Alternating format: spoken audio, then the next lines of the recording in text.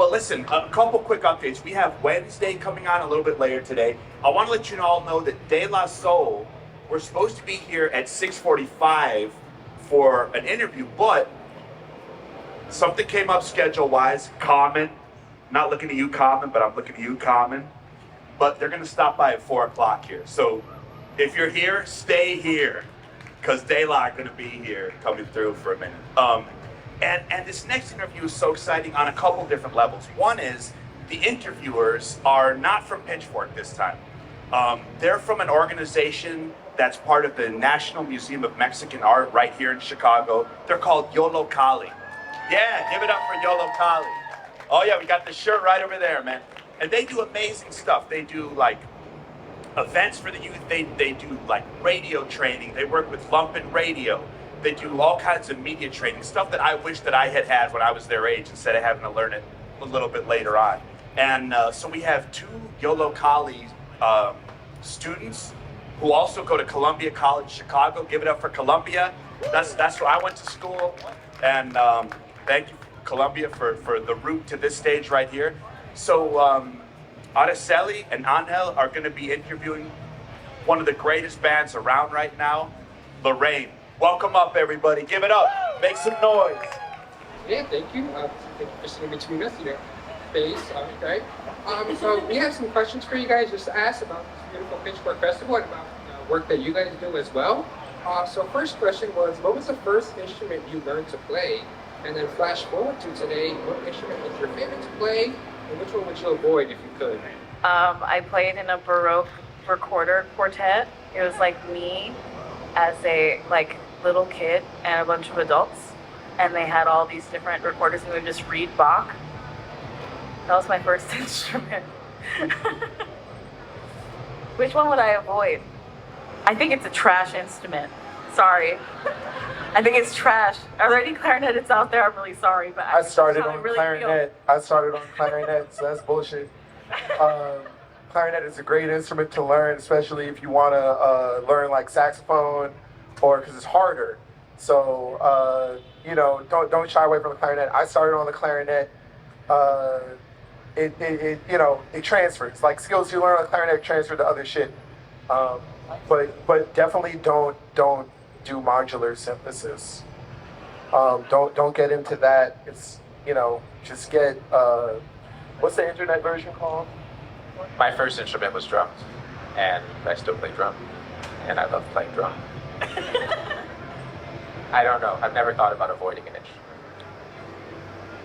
My first instrument was the piano, and I was way too young, and I didn't have the discipline for it, and I stopped. And if I was going to avoid an instrument, I think it would be the violin, because I think my fingers are too stubby, and I think listening to the violin being practiced is probably really horrible experience, and I wouldn't want to put my parents through that. Thank you so much for sharing. So next question. So your latest drop was on Spotify, your single Green, May of this year. Can you share more about the inspiration behind the title and the musical process that went into making the song? So yeah, Jane Schoenbrunn got in touch about us contributing something, a song to this really incredible film. I saw the TV glow. Yeah, give it up for Jane. Jane's amazing. And they're just such a head. They really love music, and they got in touch with me and they gave me this prompt. And they were like, imagine that you're making a song that is built out of electricity, which I thought was a really amazing prompt to start with. And they showed me a work in progress of the film, which is really amazing. And we were just kind of talking back and forth and like sending ideas back and forth. And there's a song that I wrote when I was maybe 10 years ago or something, 15 years ago, maybe longer. I really wanted to do something with it for years and I didn't know what to do. And it just clicked. I was like, this is the one. This is what we should do. And we were in Gainesville, Florida, of all places. We had a residency there. That was really great. And Ben and Andrew and I just kind of worked on that, and yeah, I'm really happy that it made it into the film. Can you share more about your experience working with on the song? I don't know. I try and make it sound like it's coming out of. So I didn't get to see any screenings of the movie, but I had an idea of what the movie was about, and it's important to me. I do like the synthesis, not all of it. Taja does a lot of it too, but I do some of it, and try to make stuff sound like it's coming from another place. We're thinking a lot about like radio transmission. Yeah, and I don't know. I actually really like how that one came out. We're playing that one tonight, or today. Have any of you guys seen like the full film? Yeah. You guys like it? It's great. It's amazing. It's very, very ambitious and it incorporates a lot of different styles of filmmaking. Yeah, it's really incredible. This is probably my favorite movie this year so far. Really? Oh, awesome. Jane's ahead too. Jane's out at like basement shows, like DIY shit all the time. Jane knows what's up. You can always tell when filmmakers really understand music. To me, I feel like editing video has so many parallels to editing audio, but only some filmmakers really understand that. And Jane, I feel like, is a very musical director in a lot of ways, and I really appreciate that about them. We got to like go to some Foley sessions, which was really cool. That was crazy. We just like sat in and watched as they were like making the sound of fire and like all of these other things. I've never seen that before in my life, and it was really, really incredible to watch. It was really crazy to see it, like the before and after. It's like, what's going on here? And it's like they put in the sound. It's like, oh, it's not right. Oh, it's not right. It's like, oh, that gives you the feeling that you need right now to lead you to this other place that they're trying to go. It's really important, actually. Something I never thought about before. Awesome. Well, thank you guys so much. I never really thought of Foley like that much in detail. The way you guys are describing it, like there's a lot of effort put into it. Next question, this applies to anyone of you guys. What is a core memory / moment where you decided to pursue your passion for music? Like, when did you guys decide, like, I want to not be at music festivals, but, like, I want to play, I want to, like, be on tours and stuff like that? I played drums, like, growing up when I was young, and I auditioned for this program at UC Berkeley, and I didn't get in because I wasn't good. And then so I kind of stopped playing, and then I was kind of playing off and on. But at my school, that wasn't a music school, the drummer Thomas Pridgeon came and did like a workshop just because he knew our music teacher. And it was just like the craziest shit I've ever seen in my life, still. And he just like turned on a metronome like hella loud, and everyone was like, why is it so loud? And he just played like the craziest shit on drums I ever heard. And then I was like, I want to do that. So then I started playing again. And then I auditioned for the program again, and still wasn't good enough. But they were like, if you learn French horn, you can take drum lessons. So then I learned French horn and played in orchestra so that I could play drum. But that was like a big moment for me, like seeing someone be that good at the drums. I'm not sure if you decide that, right? Like, I think that maybe you just do what you like. You just like play music, you make music you like, and then if you like performing for people, you can keep doing it. And there's always a place for you to perform. It's a bigger place or a smaller place. There's always a place to do that. And regardless of if you're like making money from it, you just do what you want. And like, if you can make money from it and you want to pursue that, you do what you want. If that's what you want to do, then do it. But there's, I don't think there needs to be like a moment that you decide to like be a professional or something like that. You just make art. I think to like feed off that a little bit, like there's a realization where you wouldn't be able to really live with yourself if you didn't do this thing. I think it's just kind of like a feeling. What everyone's talking about, picking up what they're putting down. I saw School of Rock when I was 9 years old. It just felt like an accessible thing for a kid to do. So I just did it, and I still do it. So next question. So recently in June, you collabed with the music band Clothing on Still Point as a feature. And the song combines both of your styles, and I really liked it. With collabs in mind, if you could choose dead or alive, who would be your dream collab of all time, like on your next single or album, who would that be and why? I feel like I wouldn't have to choose that. I feel like someone would have to like want to collab with me first. I know it's a cop out, but I don't know. Collaborations can be really scary. I feel like I feel like I came to music in a lot of weird ways. And I feel like I'm a very particular musician. Ben, pick up your mic, bro. Oh, no, it's not. That's feedback. My That's bad. rock and roll, baby. That's rock and roll, baby. Yeah, I don't know. There are musicians I like, but I don't know if I could like add something to their music to make it great. I feel like that's kind of like the hallmark of a good collaboration is that like you kind of meet in the middle, and the thing that you're doing is like adding to what they're doing, and what they're doing is adding to what you're doing. Like, you know? So I don't know. That's really hard. I would maybe help someone who isn't a musician make a song for the first time. You don't know who Charlie Wilson is? Yeah? Maybe Charlie Wilson. Really? Yeah. I just want him on a track. I see that for you. Thank you. Awesome. So you have a history of being in arts organizations such as Creative Times, BS1, and many more.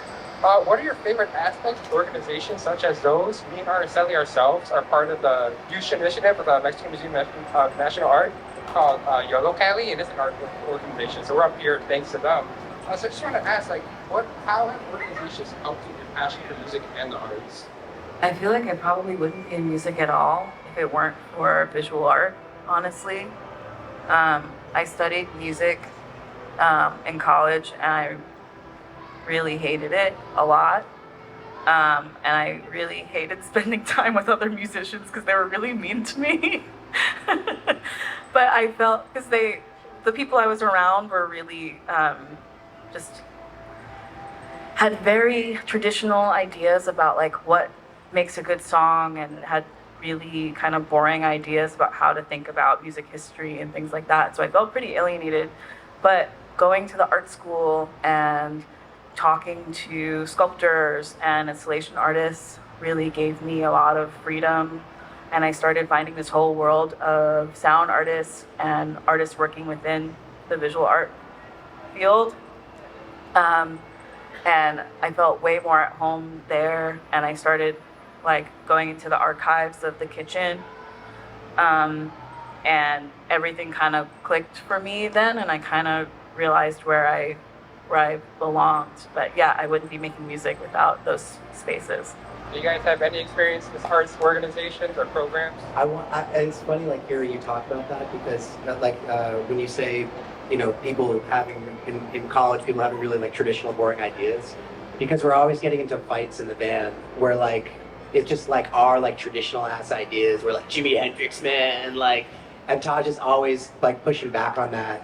And I'm also being a jerk. And also being a jerk. But like it's a beautiful thing just to like just have your ideas just ripped apart, and you know, just have, you know. Is there drama in the band that We know each other very well, so we know exactly how to make each other really happy and also very unhappy. We know how to hurt each other's feelings really, really well.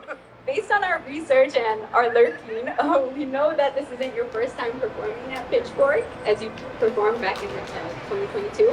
So we wanted to know what made you return to the Pitchfork stage this year, and what do you think of the Chicago crowd energy? It's Pitchfork, baby. You gotta come if they call. But also, yeah, Chicago is really special.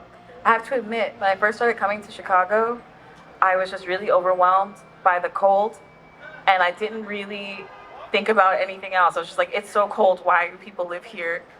And we kept coming back and playing shows, and the music community here is really unlike any other music community I've experienced pretty much around the globe, honestly. Like, we've had situations where we've had shows that were rained out, and strangers would help us organize shows same day, would like get their own equipment and like bring them to a venue. Shout out to Cole's. Yeah, shout out to Cole's Bar. Like, and that's happened multiple times. We just always feel so welcome here in a way that is like, yeah, I just don't feel in other places. So it's like, it always feels really, really special to be here in Chicago. Chicago fucking rules. But what's up with this Austin plug over here? You guys, it's kind of weird, right? It should be Chicago. It should just say Chicago, right? You want a trip? When it, Trip to Austin, yeah. That sounds pretty tight. I don't know. I want a trip to Chicago, man. I want to win a trip here. I mean, they're also the reason why this whole stage and area is set up too. So, I mean, Thank you so much for sharing that. We are running out of time a little bit, but we'd like to squeeze in. So we love astrology, and right now we're in the season of Cancer. So we want to get a little personal and ask you if you have ever made a big career decision based on your horoscope. I've probably made a lot of really good decisions and bad decisions based on how I'm a Cancer, so I feel like that should explain everything about how I make decisions. I am very, very, very emotional. I have a hard time making decisions. True. Yeah, I've never made a single decision. They're really hard to make. I don't know about all that. I really don't know about all that. The stars? I'm a Cancer. Well, moon. What's my moons? And I don't remember. The thing about you is that you're like, oh, this is all too woo-woo, I don't believe in this. But like your sense of intuition is like actually kind of scary. Like that's why I don't need to read about it. before we actually went on tour with Animal Collective, before anyone asked us, before it was even an option, he was literally telling people that we were going to go on tour with Animal Collective because he just knew. And then the offer came in. You're a Cancer. Well, I'm saying like That's a because of sense the stars intuition. and where they are. So he doesn't subscribe to other stuff. awesome. Well, anything else left to say for the Chicago area about you? Thank you. Those are such great questions. Thank you. All of my favorite shows I've ever played have been in Chicago, so I want to continue playing shows here. I fucking love Chicago. First time I came here, I was like, I don't know. It was because the same thing Taj was saying, it was cold. But I've learned to embrace the cold. There's so much past the cold. I love it here. I'm always happy to come back. I love Austin too. I love the city of Austin. It's always nice and warm. The great music there. And yeah. Austin. I love Chicago. Shout out James Cleveland. Shout out Ida B. Wells. Shout out Jackie Jeanette. Shout out Roscoe Mitchell. Has anyone talked about, sorry, this is totally off topic. Has anybody talked about Parable of the Sower today yet? It's like kind of crazy. Anyway, whatever. Shout out house music. This is for pastime. Any shout out to Chicago or Austin? Chicago. Yeah, I'm gonna go stand in the middle of where I can hear all three bands at the same time. Just take in the festival. Awesome. Well, thank you guys so much for your time. Oh, one last thing. We also do have shirts for you guys. Get the swag. Yes. Yo, Those are sick. give it up for Yollocalli, one of the most important institutions in Chicago. These kids brought it hard. Tasha, how'd they do? How'd they do? On our So much better than 10-point other interviews scale. I've done. I have to say. So awesome. That was great. Best new interview. Give it up for Lorraine and Yollocalli. We'll be right back with De La Soul.